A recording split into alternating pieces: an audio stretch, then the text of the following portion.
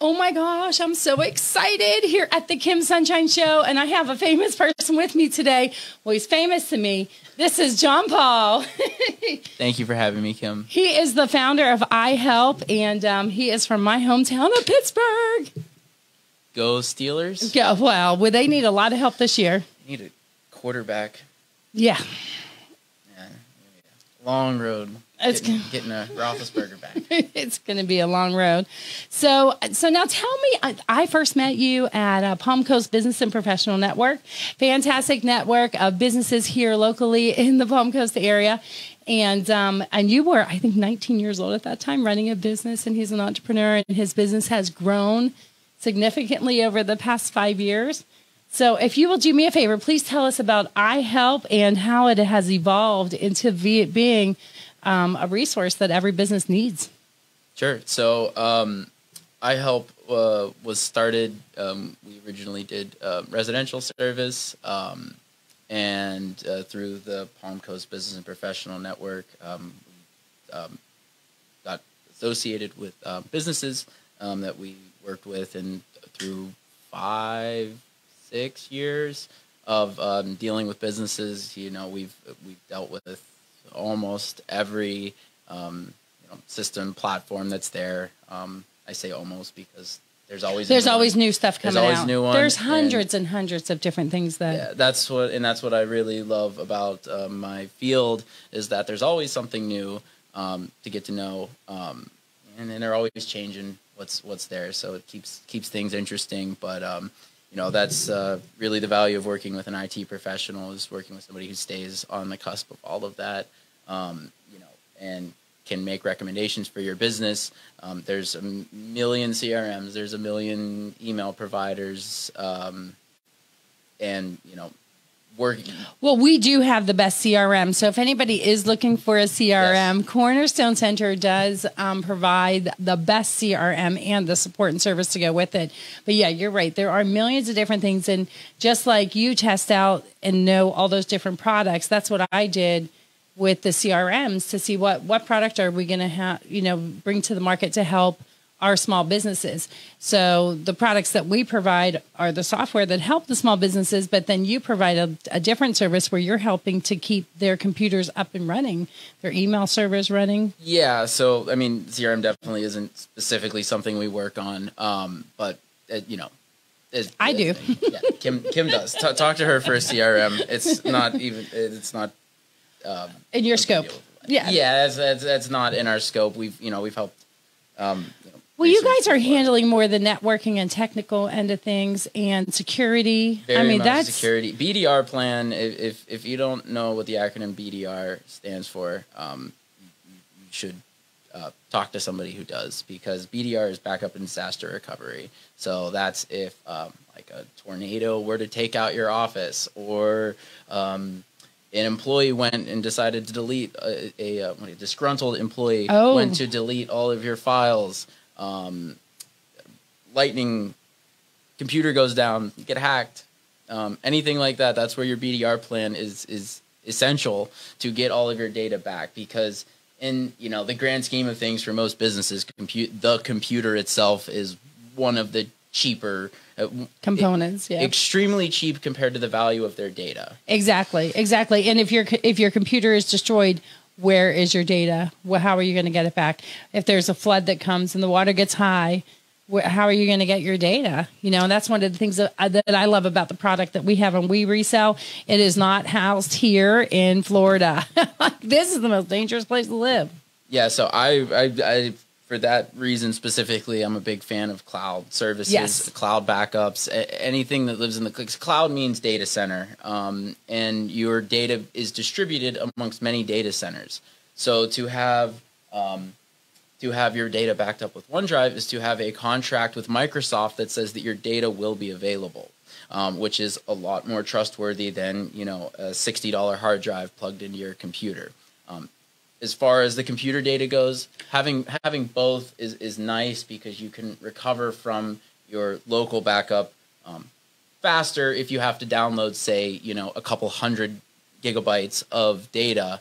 Doing that locally is nice, but really being able to trust in the cloud is important. important. So now that we're going down this rabbit hole, let's go for a ride. So these people who've just been in a hurricane, what can they expect? Like if they had everything got washed away and they call you, what can I do?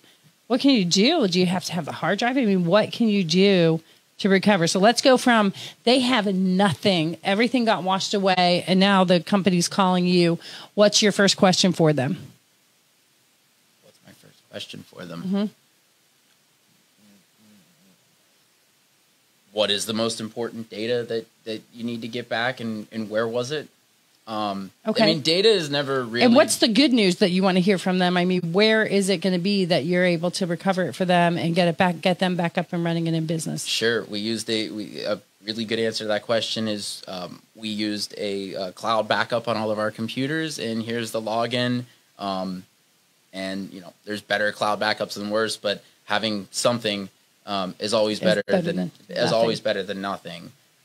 So data never really is quite lost as much as it is just made more expensive and costly in both time and money to repair, so to get back. So if your hard drives are all flooded, that doesn't mean we're not going to get your data. It just means it's going to cost thousands and thousands of dollars and take a long time to get, which that's what I was going to say. Never the answer. The next scenario would be the really bad news. Like I have my hard drive, but it's been flooded. It was underwater for 6 days. Oof. Yeah.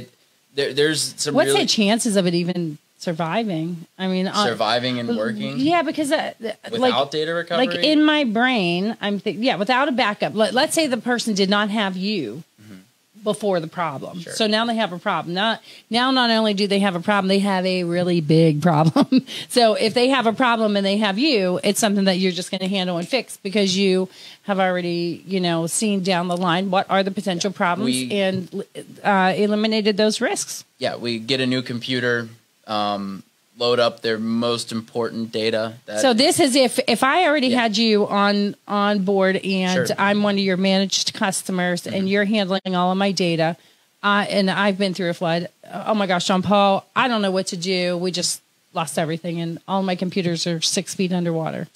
Yeah, so we keep computers on deck just for that purpose. To do to get back up and running with the most essential things, generally them being the books and depending on the nature of the business, emails are also very important. Generally they're already on a server, but in the event of a total disaster like that, everything's washed away, the whole office caught on fire, we get a computer, yours, or if you don't have one, ours, if all yours are wet.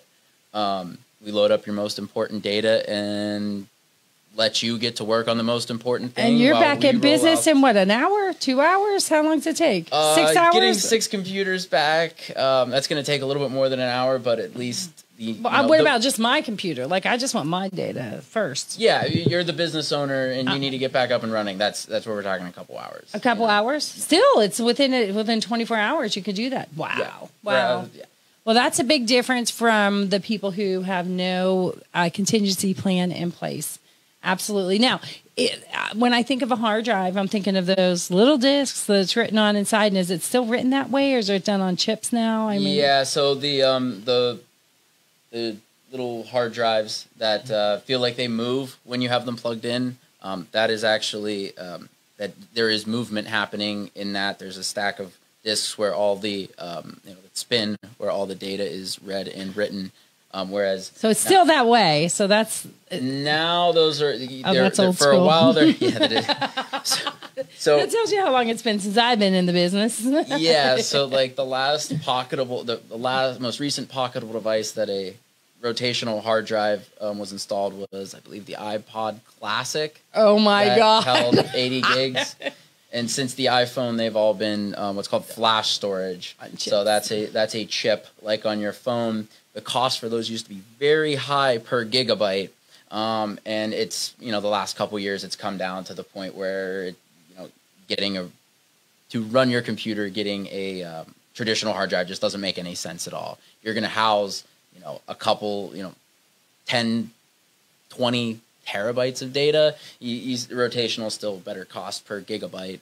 Oh, so there are still people out using the old school stuff. Yeah, we use them for backups. Oh, you do? Okay. Yeah, okay. well, for you need 256 gigs to run your computer. That's not very expensive for solid state storage. If you need 12 terabytes, which would be 50 times that amount for the whole office, right? Yeah, that's where the cost per gig really starts to. Oh, really yeah, you see a big difference in that. Wow, that's fantastic. I'm so excited to see your business growing.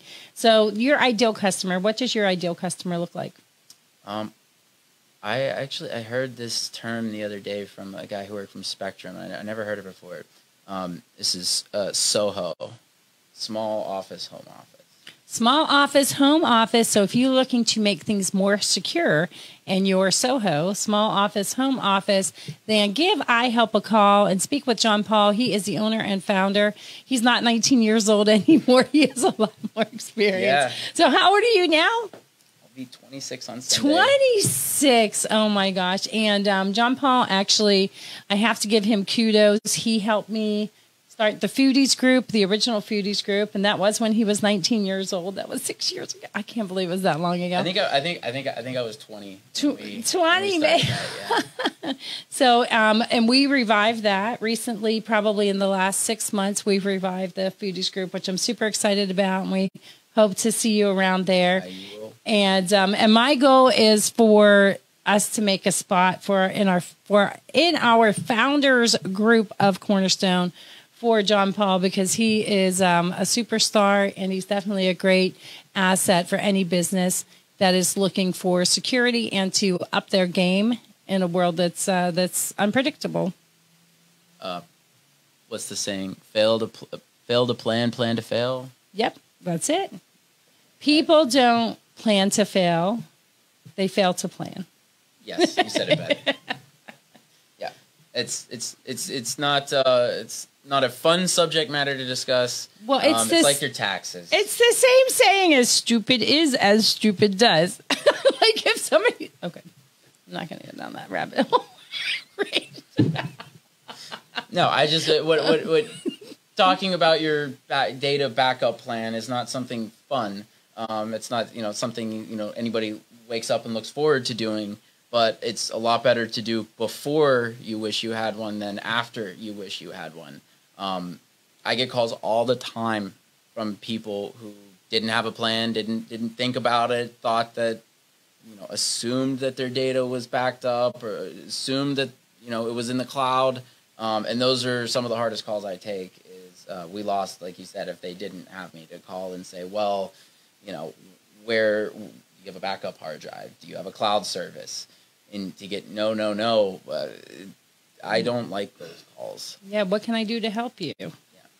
Yeah, it's you got to have some things in place. But, luckily today there's a lot of things in place where cloud is accessible. So, sure. But then you are also on call. Like what are some of the on-call things that you would show up for as like in your Superman costume? Do you wear Superman costume when you go and fix people's computer problems? No.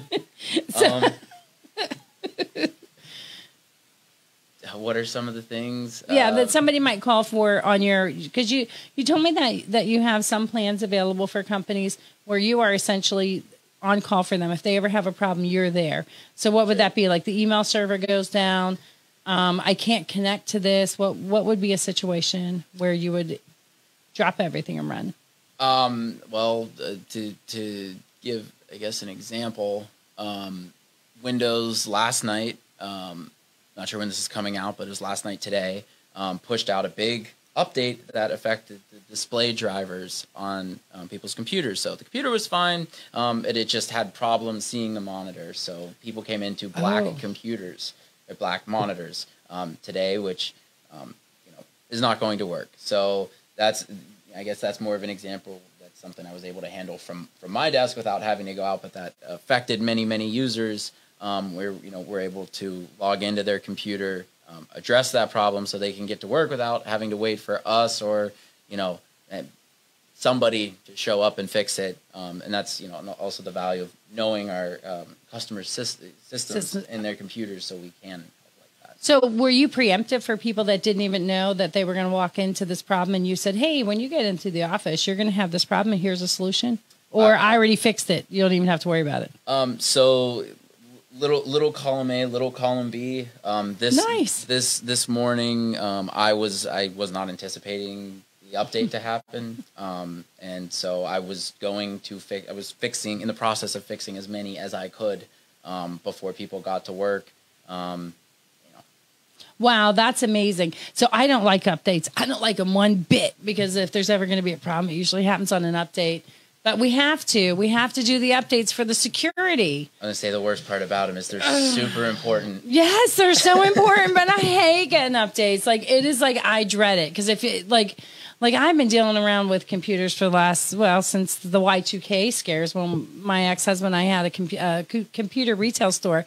And updates have just been awful. Like, the whole time, because if something's going to happen, it's going to happen on an update. So the really cool thing is making sure that you have Jon Paul on call to take care of your problem. So he has different packages available for different types of businesses. If you're a small office or a home office, you are his ideal client. So give Jon Paul a call and see what he can do to mitigate any problems that you may have in the future. Is there anything else you want to say? Small office.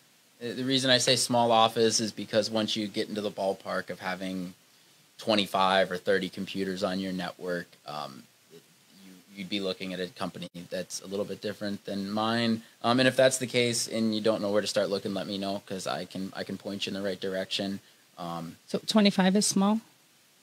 25 is large. Like, what is a small office? Small office? Like, we're 5 computers here, so we're... Small office. We're a small office. Okay, 10? Yeah, you don't have multiple locations yet. I like the way he said yet.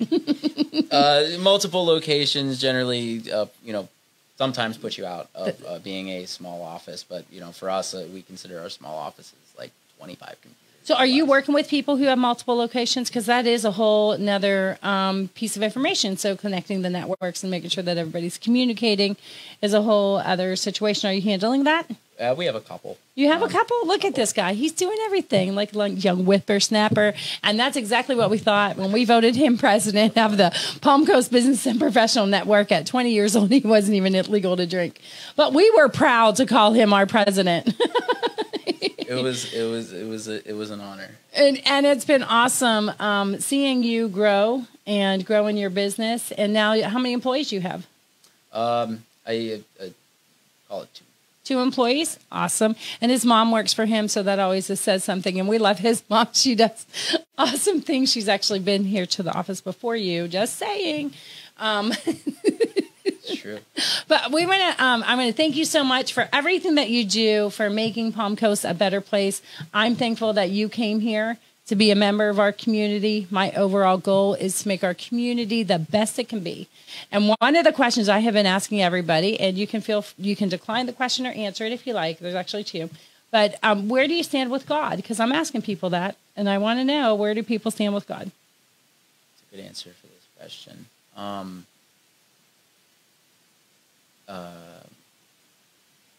God is very much a part of my life.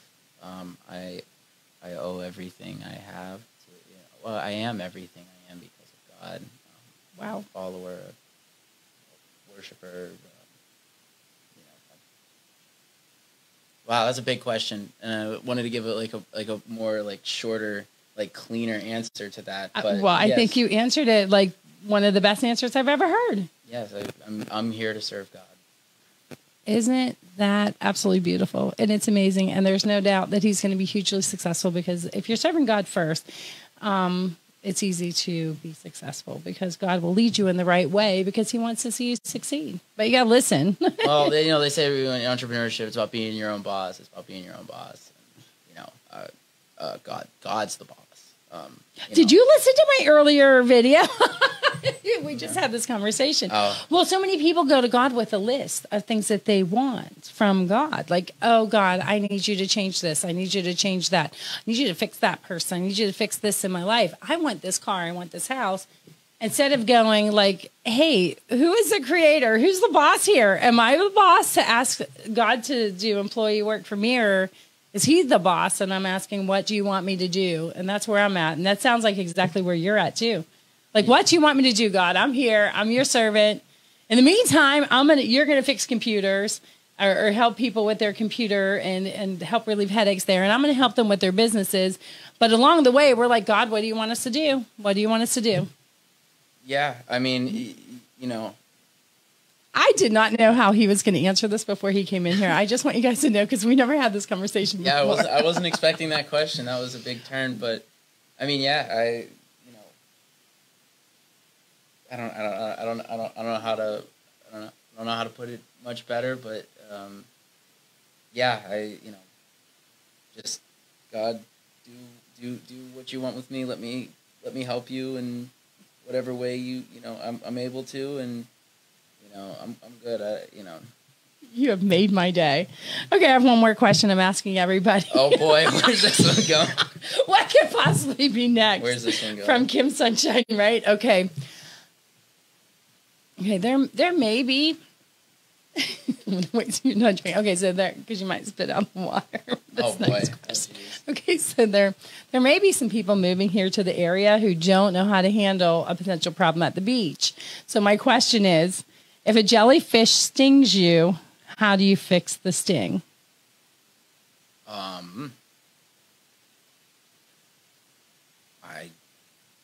I've heard to pee on it, but I don't know if that's true or not. I'd probably Google it. Okay. Call the police. I don't know.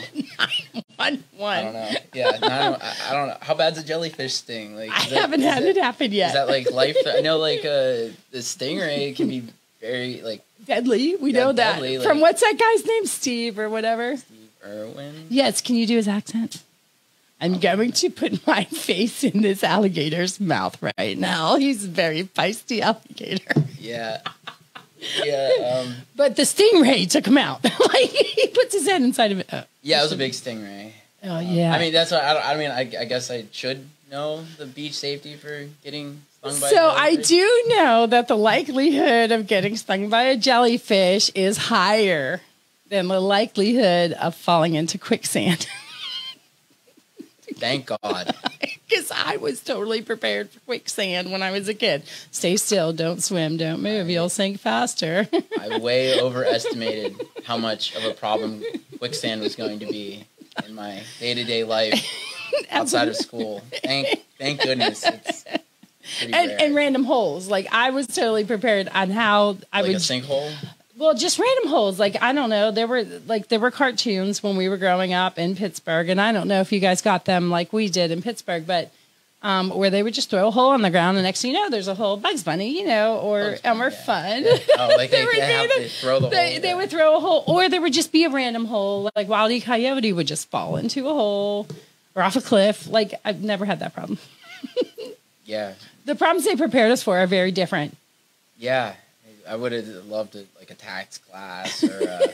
If they would have started giving how to us budget, or or have some internet safety. Like, we didn't even have the internet back. Well, I didn't. Anyways, he's a lot younger. Y'all, thank you so much for watching the Kim Sunshine Show. I could hang out all day with Jon Paul. He's so awesome. Thank you very much for having me. You're welcome. Everybody have a great day.